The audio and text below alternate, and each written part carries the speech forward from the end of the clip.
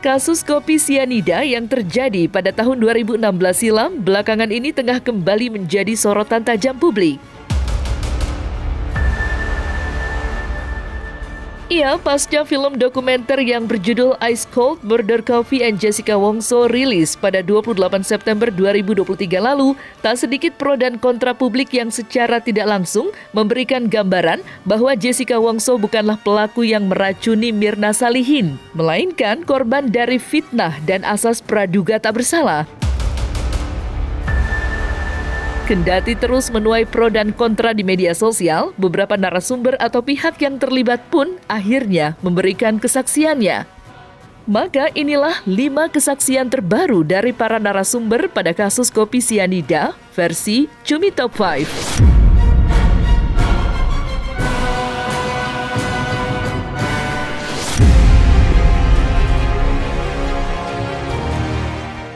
Salah satu narasumber dalam film dokumenter Ice Cold: Murder Coffee and Jessica Wongso, Christian Grish, baru-baru ini memberikan kesaksiannya tentang karakter Jessica Wongso yang diketahuinya saat ia mengikuti persidangan kasus kopi sianida yang berjalan pada tahun 2016 silam. Seperti diketahui, Christian Grish merupakan salah satu presenter atau jurnalis TV yang mengawal kasus kematian Mirna Salihin. Kemunculannya kali ini adalah dengan maksud untuk memberikan pandangannya terkait pro dan kontra publik atas keraguan bersalah atau tidak bersalahnya Jessica Wongso dalam kasus kopi sianida ini. Maka seperti inilah kesaksian Christian Grish.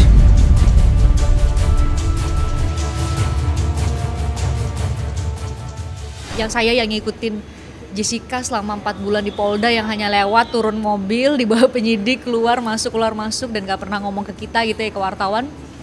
Terus tiba-tiba bisa berinteraksi langsung sama dia, datang ke rutan atau nyapa langsung dia gitu ya, ngobrol sama dia langsung.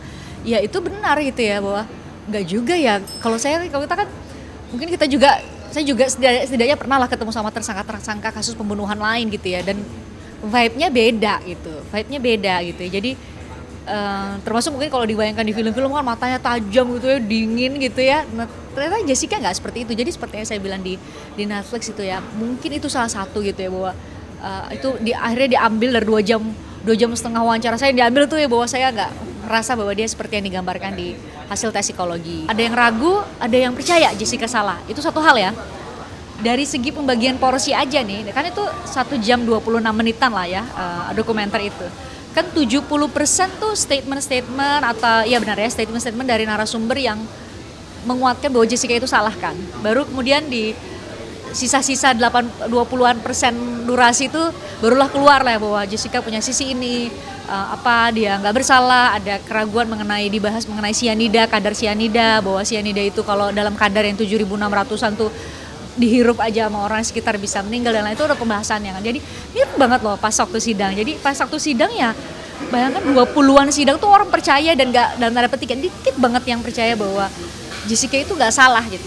Bahwa ada yang perlu dijelaskan soal kadar sianida, soal penyebab kematian Mirna dan lain-lain. Jadi kayak kalau saya pas nonton tuh kayak ngingetin ya gini banget ya memang alurnya gitu, baru mau deket-deket sidang akhir tuh baru kayak dan itu bisa benar-benar penuh banget gitu ruang sidang, dan mereka udah makin ekspresif karena bayangkan, jangan kan wartawan ya, kalau saya wartawan kan wajar banget ya punya catatan ya bahwa saksi A atau ahli A tuh bilang ini warga biasa, ibu-ibu saking mereka harus tahu detail apa yang terjadi, mereka tuh punya catatan. Ibu-ibu tuh punya catatan, bapak-bapak itu punya catatan, mereka hafal ini ahli siapa, ini namanya siapa. Itu udah kayak sinetron yang mereka tahu pemerannya ini siapa aja gitu loh. Tapi sekarang tuh mulai berkembang misalnya karena udah rekam jejak digital banyak nih ya. Jadi misalnya kayak Mang Oto ngomong, Pak Edi Darmawan Salihin juga ngomong, atau pihak-pihak yang terlibat setidaknya di lingkaran sidangnya Jessica itu udah pernah ngomong, ada di jejak digital. Jadi ketika itu nggak sesuai gitu ya, ada yang aneh, janggal, pasti kan diviralin lagi kan sama warga net gitu ya, sama netizen. Jadi mungkin itu yang yang akhirnya ada hal yang nggak selesai nih, misalnya ada hal yang masih dipertanyakan publik nih selama sidang, akhirnya makin banyak sekarang karena udah ada jejak digital 2016 gitu, atau atau mungkin bisa dibawa ke ranah hukum ya, karena setahu saya tuh sekarang udah peninjauan kembali, nggak ada lagi yang namanya buka sidang lagi gitu. Jadi saya tinggal meriksa apakah di pengadilan tingkat pertama dan awal itu dan tingkat kedua maksudnya ini ada kejanggalan-kejanggalan apa enggak.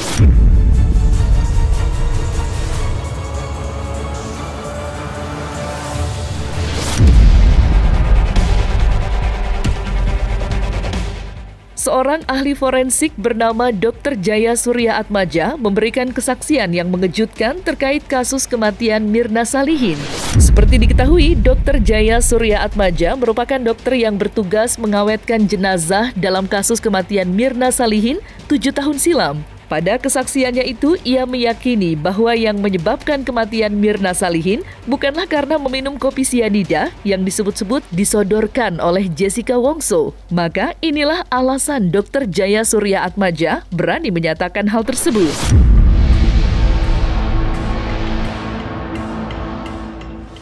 .2 itu tidak mematikan. Mematikan kalau 150 mg. Oke. Kalau 150 mg kan pasti kecium baunya. Saya tidak cium bau. Iya. Dokter yang buka si Mirna 2 hari kemudian tidak mencium bau. Jadi tidak ada. Dan yang bilang nggak ada bukan saya, puslapor. Saat 75 menit setelah dia meninggal, isi lambungnya diambil sama dokter di Abdul Waluyo. Hasilnya negatif. Puslapor yang ngomong nggak ada. Itu 3 hari kemudian ada 0,2. Kalau nggak ada jadi ada, itu kan jadi ajaib. Ajaib kalau yang ada adalah ada, kemudian dia hilang karena menguap. Tapi kalau nggak ada jadi ada. Yang ngomong nggak ada, yang jadi 0,2 aja orang puslapor. Saya. Oke. Ya kalau ada 3 minimal. Pertama dia mukanya biru, merah. Yang kedua ada baunya yang kita bisa cium, dan yang ketiga lambungnya merah. Itu 3-tiganya ada. Dan kemudian yang bikin kita bilang ini racun apa enggak, ketemu racun di dalam lambung dan ketemu tiosianat di dalam hati, darah dan urin. Itu nggak ada semua. Oke. Yang ada cuma 0,2 itu kan gimana? 150 baru gimana?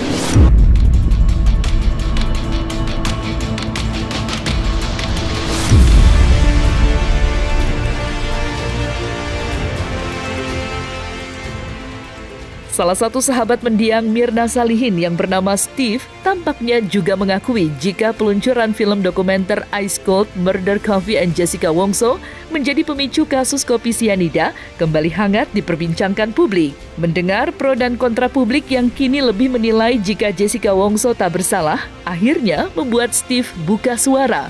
Maka inilah keyakinan Steve bahwa Jessica Wongso memang pelaku pasti yang meracuni Mirna Salihin.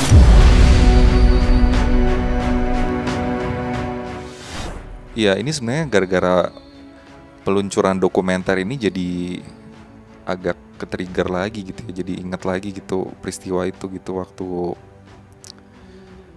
ya tahun 2016 ya, di awal tahun itu aku baru menghadiri pernikahannya gitu di akhir tahun 2015, I think akhir November gitu ya. Dan it was the last time aku ketemu dia gitu. Dan ya terakhir sih aku ingat aku peluk dia gitu di resepsi pernikahan gitu. Terus respon dia cuman yang kayak aduh gue ini nih keringetan gitu, basah gitu. Tapi yang aku nggak merasa ada sesuatu yang janggal atau apa gitu ya. Maksudnya I didn't expect to lose her forever gitu. Ya waktu dikabarin di Januari itu sih jam berapa tuh, jam 8 malam ya, aku cuma terima WhatsApp aja gitu dari teman mutual friend kita, oh Mirna has passed away gitu. Terus ya aku sempet kayak nggak ngerti maksudnya apa yang bisa menyebabkan dia meninggal ya. Kayak terus aku cuman dapat info katanya tadi siang minum kopi gitu di kafe terus meninggal. Terus kemudian ceritanya berkembang dan jadi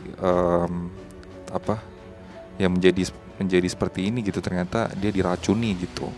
Ya kita semua nggak bisa benar-benar, ya aku juga bukan Tuhan gitu ya. Aku juga nggak bisa tahu, nggak bisa bilang siapa yang membunuh atau apa gitu. Tapi sejauh yang aku tahu dari kasus itu kan sebenarnya Mirna itu orang baik gitu, dan dia nggak punya musuh kan.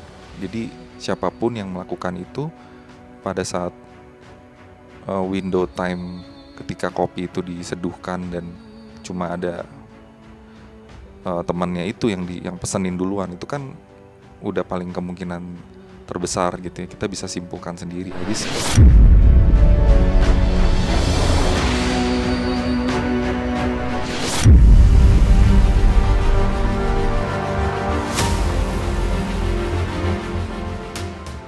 Merasa kasus lama yang telah usai dibuka lagi ke hadapan publik, akhirnya membuat Edi Darmawan Salihin, ayahanda Mirna Salihin, kembali memberikan kesaksian barunya. Ia tak ingin kesaksiannya dianggap sebelah mata atau dicurigai. Edi Darmawan Salihin secara terang-terangan mengaku jika dirinya sebenarnya memiliki sederet bukti lainnya yang belum pernah ia keluarkan sebelumnya. Lantas, akankah Edi Darmawan Salihin segera mengeluarkan bukti baru yang dimaksud untuk mematahkan kontra yang berkeliaran?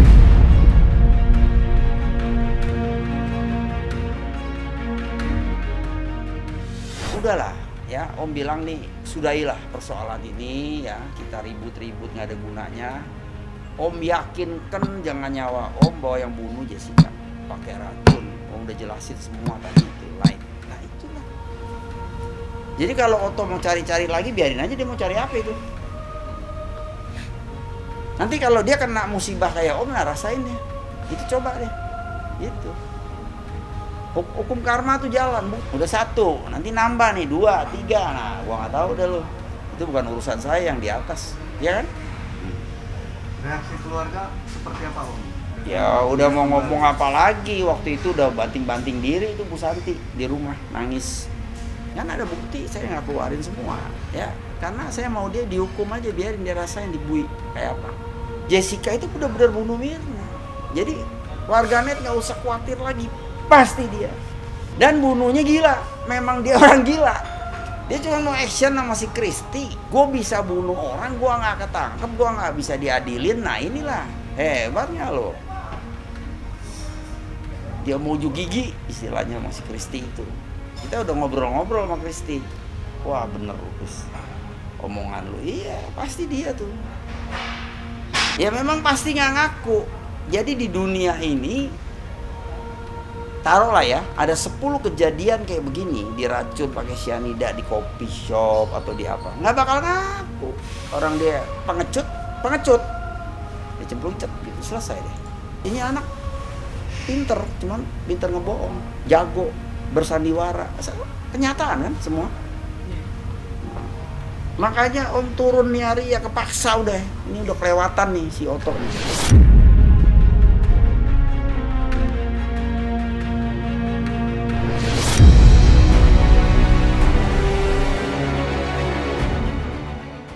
Berbanding terbalik dengan pernyataan ayahanda Mirna Salihin, Oto Hasibuan, kuasa hukum Jessica Wongso, terpidana kasus pembunuhan berencana kopi sianida, nyatanya mencurigai satu hal, yang mana ia mengatakan bahwa jenazah Mirna Salihin tidak pernah diotopsi oleh pihak rumah sakit. Kejanggalan tersebut ia temukan saat dalam persidangan, lantaran menurut keterangan dari dokter yang menjadi saksi ahli dalam persidangan, menyebutkan bahwa ia tidak melakukan otopsi, melainkan hanya mengambil sampel dari beberapa bagian tubuh Mirna Salihin.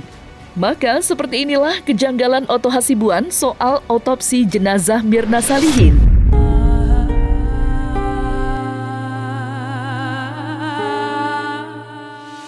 Saya tidak bisa mengatakan 1000%, tapi 99,999% itu dia tidak bersalah. Satu kan untuk Tuhan yang lebih tahu. Krishnamurti, dia itu adalah direktur kriminal umum Polda Metro pada waktu itu. Dia membuat wawancara, keterangan pers.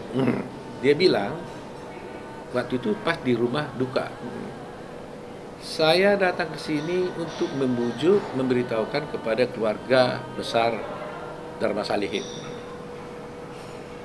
supaya kasus mayat ini diotopsi. Karena kalau ada kecurigaan, ada dugaan matinya seseorang yang tidak wajar, dia bilang, maka harus dilakukan otopsi. Kalau tidak dilakukan otopsi, maka kami tidak bisa melakukan penyelidikan maupun penyidikan. Dan oleh karena itu, kalau dia tidak mau, katanya, dia harus bikin pernyataan dia tidak mau. Dan karenanya, case closed.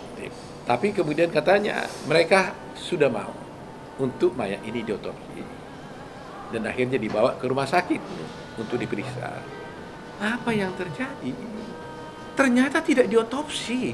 Apa yang Anda pikirkan? Ini kan mengerikan sekali. Untuk tujuan apa?